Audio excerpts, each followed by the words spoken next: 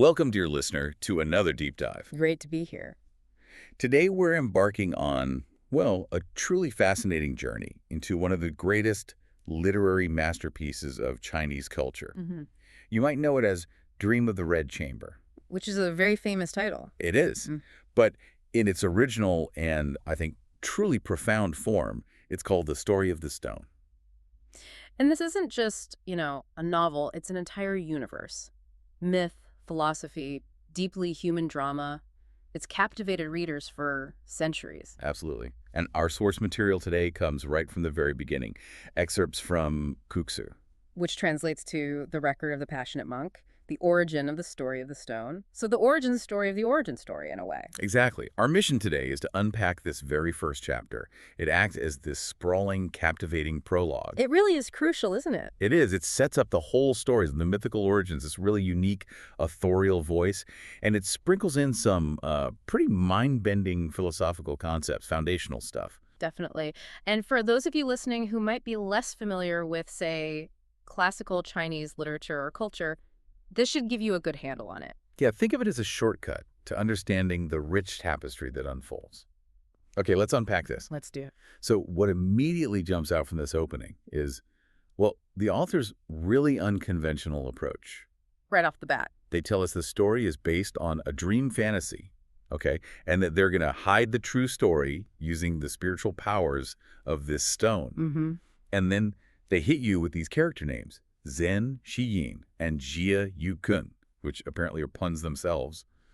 I mean, how revolutionary was that back then? Yeah. Winking at the reader on page 1. Oh, it was absolutely groundbreaking. Think about it. Most novels at the time, they pretended to be, historical fact or straightforward moral lessons, maybe romances. Right. Very serious. Exactly. But here, the author just shatters that illusion immediately, naming characters Zin Xian, literally true story hidden, and Jia Yukun, meaning false words village talk.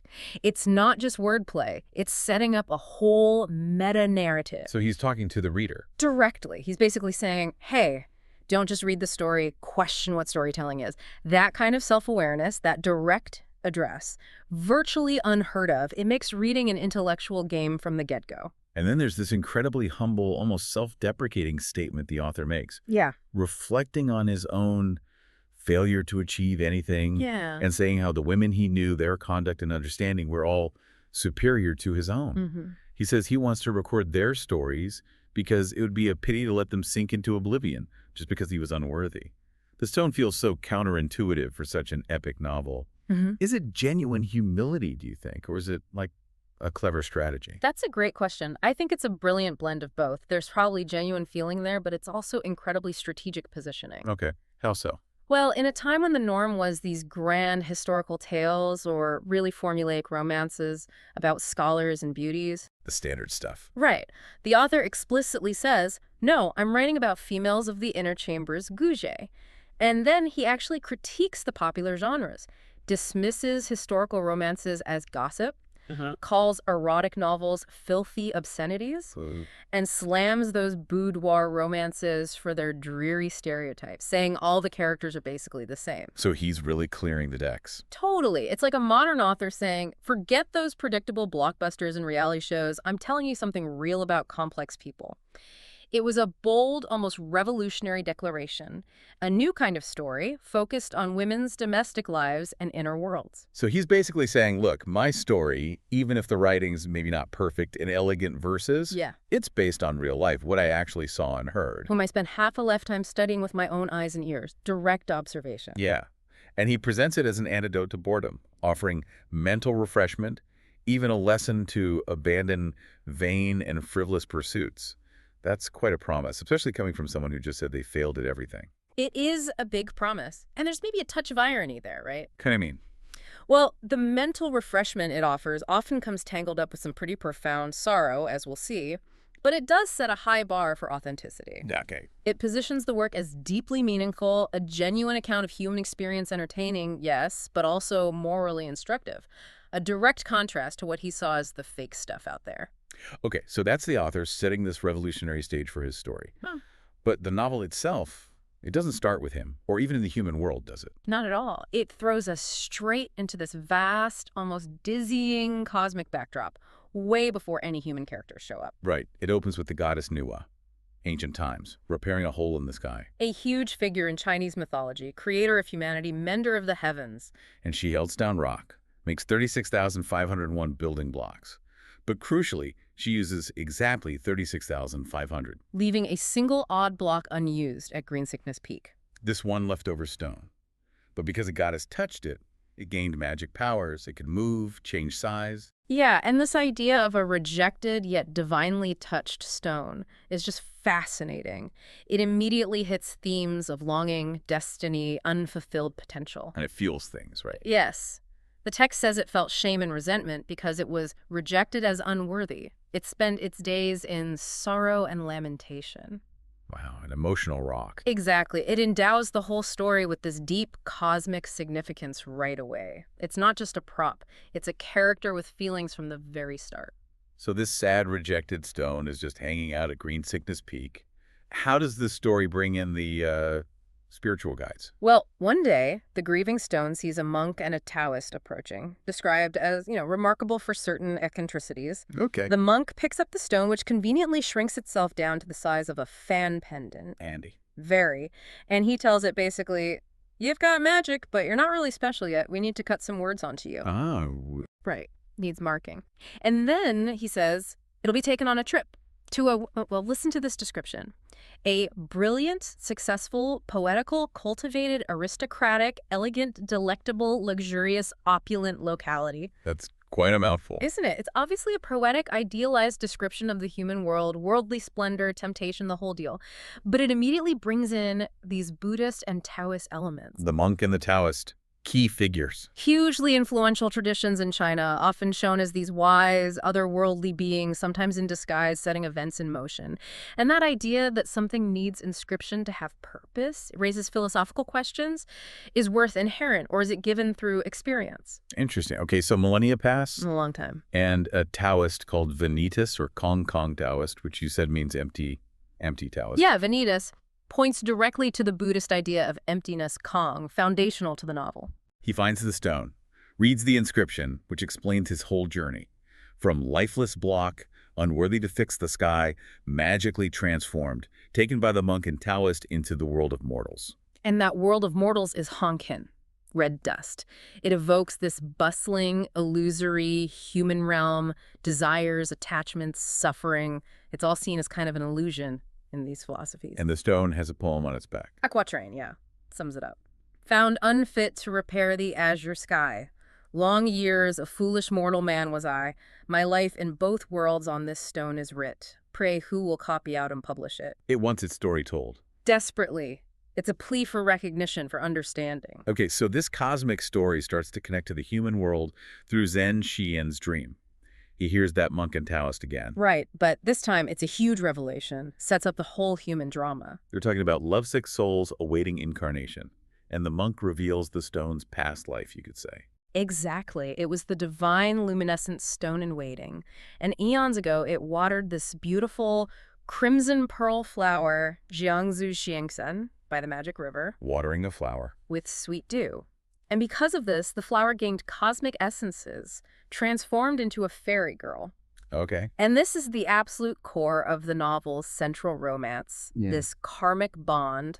The crimson pearl flower feels she owed the stone something for his kindness, and she makes this profound vow. What's a vow? The only way in which I could perhaps repay him would be with the tears shed during the whole of a mortal lifetime if he and I were ever to be reborn as humans in the world below. A debt of tears. A debt of tears. It drives the destined love and sorrow of the main characters. It's not just romance, it's a cosmic contract for sorrow, preordained tragedy.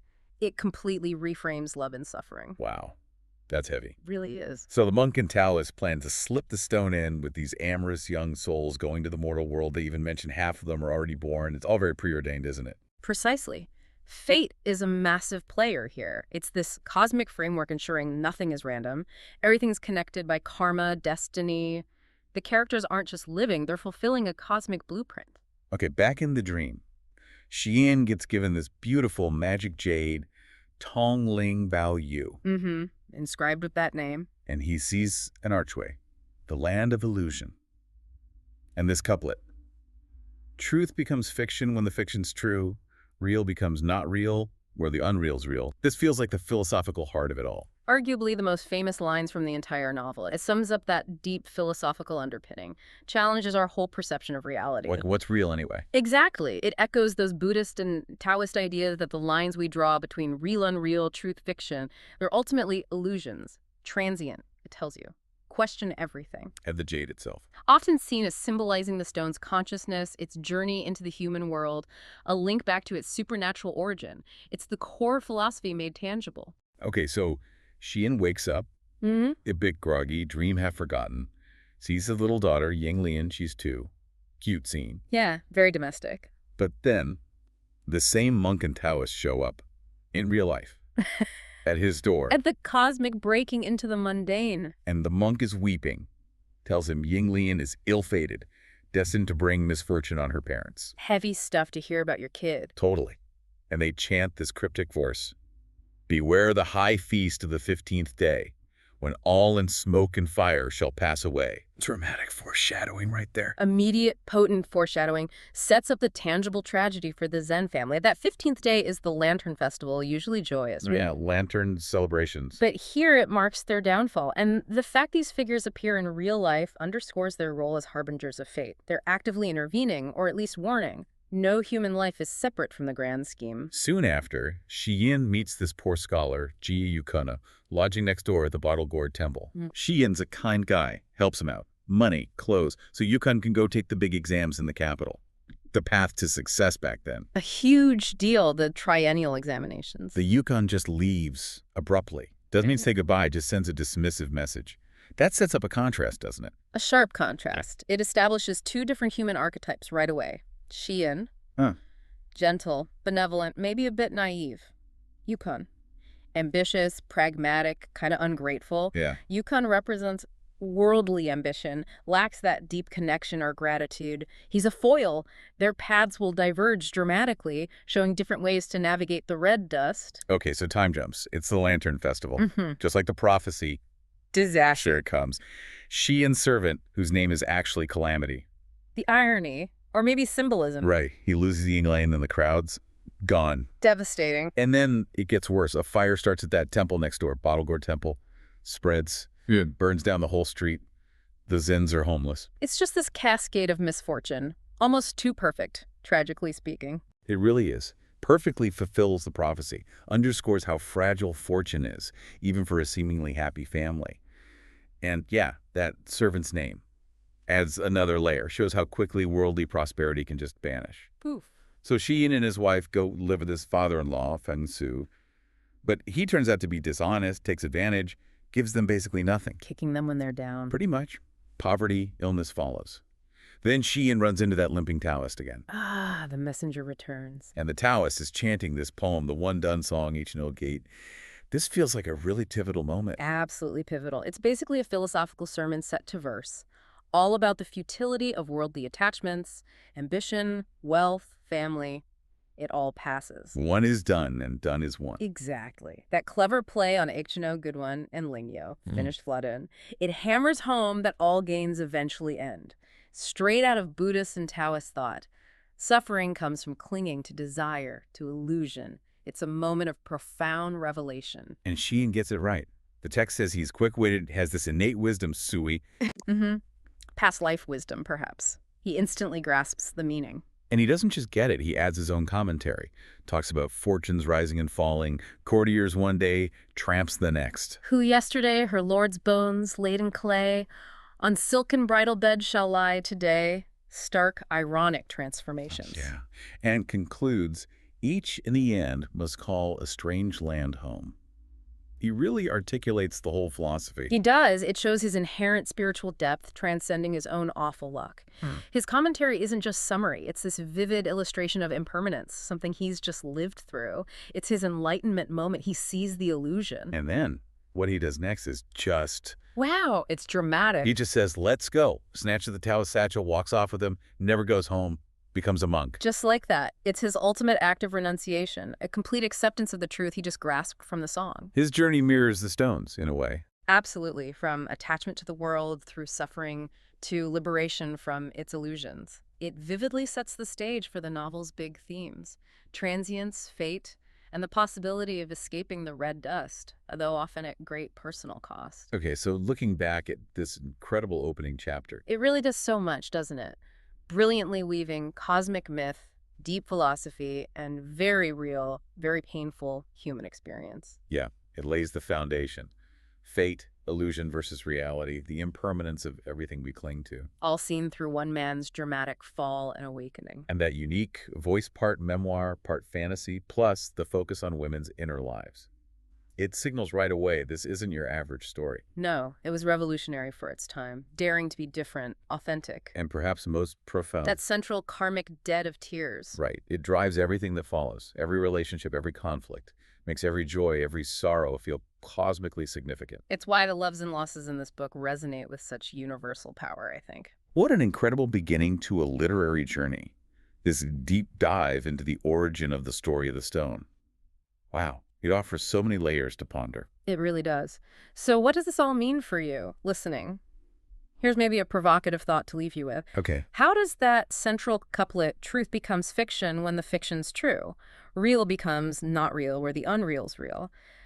How does that change how you view the stories you encounter in your own life? Or maybe even the reality you experience every day? Food for thought indeed. Thank you for joining us on this deep dive. My pleasure. Until next time, keep exploring, keep questioning, and keep digging for those nuggets of insight.